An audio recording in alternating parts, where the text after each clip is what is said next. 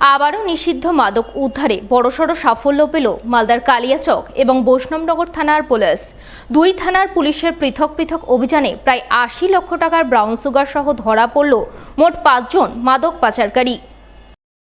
Police সূত্রে জানা গেছে, রবিবার রাতে কালিয়াচক থানার গোলাপগঞ্জ ফাঁড়ির পুলিশ ভারত বাংলাদেশ সীমান্তবর্তী সাইলাপুর এলাকায় অভিযান চালায়।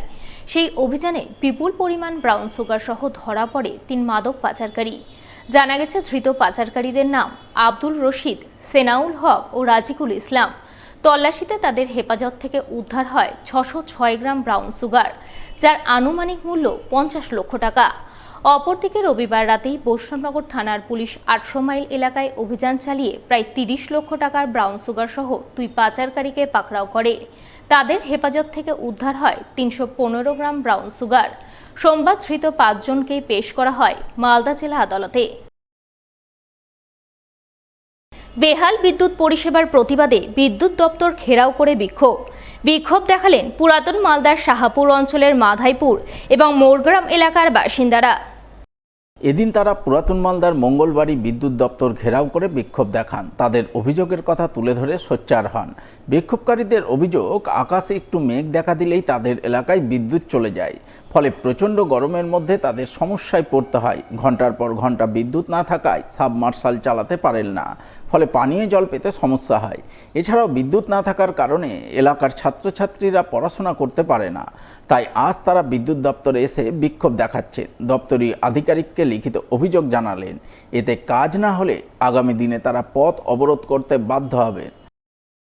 একটু আবহাওয়ার পরিবর্তন হলে, একটু আকাশে মেঘ দেখা দিলেই লাইন থাকছে না। দীর্ঘদিন ধরে এই সমস্যা। আমরা রাত্রেবেলা বাচ্চা কাচ্চা নিয়ে ঘুমোতে পারছি না।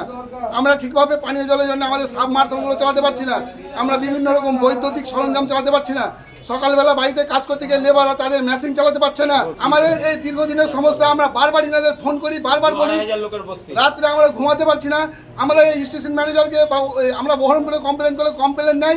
তারপরে আমরা এখানে এলটিতে ফোন করলে এরা কি করে, অফিসারের মতো বসে আমাদের ফোনটা 2বার রিসিভ করে, 3বারের বেলা এরা রিসিভ করে না, ফোনটাকে কাজ করে রেখে দেয়। আমরা এবার 11,000 ফোন লাগাই এসটিতে। ওনারা বলে কি আমরা এখন লাইনে আছি ভাই, কোথায় বাস পড়ে গেছে। এই বাস পড়ার সমস্যা দীর্ঘদিন ধরে চলছে এদের। খেলায় আবার বলছে আমাদেরকে আমরা এই তোমাদের ফিটারকে অন্য জায়গাতে করে দেবো, কিন্তু স্যার আমরা কোনো সুরাহা পাচ্ছি না। ইমিডিয়েটলি এই অফিসে আমরা আজকে লিখিতভাবে দরখাস্ত জমা দিলাম, ইমিডিয়েটলি আমাদের ফিটার চেঞ্জ করে লাইনের সুব্যবস্থা করা হোক, নাহলে আমরা এই আন্দোলন আমরা পথ অবরোধ করতে বাধ্য হব। মালদার মোহদীপুর এক্সপোর্টার্স অ্যাসোসিয়েশনের ৩৮তম বার্ষিক সাধারণ সভা হয়ে গেল মোহদীপুর এলাকায়। সভায় হাজির ছিলেন মোহদীপুর এক্সপোর্টার্স অ্যাসোসিয়েশনের সম্পাদক প্রসেনজিৎ ঘোষ, সভাপতি নিখিল চন্দ্র ঘোষ সহ অন্যান্যরা। তারা সকলে মিলে প্রয়াত সদস্যদের প্রতি শ্রদ্ধাঞ্জলি নিবেদন করে 1 মিনিট নীরবতা পালনের মাধ্যমে বার্ষিক সাধারণ সভা শুরু করেন। সভায় বিগত বছরের হিসাব নিকাশ ও কর্মকাণ্ড নিয়ে আলোচনা চলে। সেই সঙ্গে 2025 থেকে 2028 সালের কার্যাবলী পরিচালনার জন্য মোহদীপুর এক্সপোর্টার্স অ্যাসোসিয়েশনের 15 জনের নতুন কমিটি গঠন করা হয়। সেই কমিটিতে নতুন মুখ হিসাবে 3 জন ঠাঁই পান। তবে সম্পাদক হিসাবে পুনর্নির্বাচিত হন প্রসেনজিৎ ঘোষ এবং সভাপতি পদে বহাল থাকেন নিখিল চন্দ্র ঘোষ।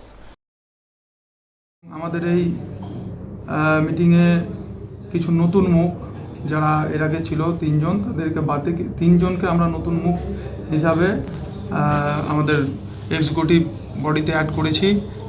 এবং আমাদের মোহদীপুর এক্সপোর্টার অ্যাসোসিয়েশনের বিভিন্ন রকমের কাজকর্ম, হিসাব সম্পূর্ণভাবে আলোচনা হলো। আলোচনার মারফতে সবার সম্মতিতে এই কমিটি গঠন হলো।